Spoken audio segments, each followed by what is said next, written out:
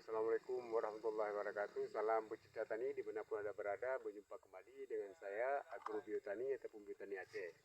Kali ini saya membawakan bibit pepaya California, bibit pepaya madu di Buluh Belangara yang jumlahnya 1000 bibit, lebih sedikit. Nah, lahannya, disinilah lahannya tempat kita tanam pepaya. Bibitnya nih. Nah, ini bibitnya.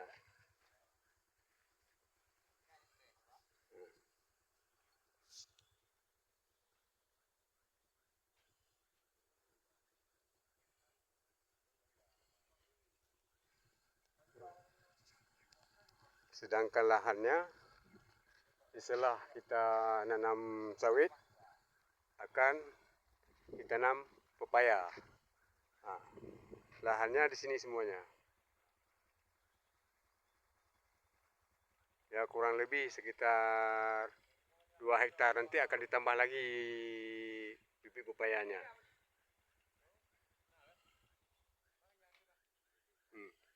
Inilah lahannya.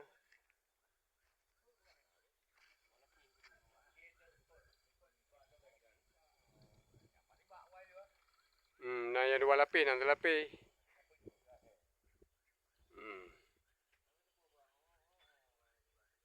Sekian yang dapat kami sampaikan. Kami dari Agrobiotani ataupun Biotani Aceh. Assalamualaikum warahmatullahi wabarakatuh.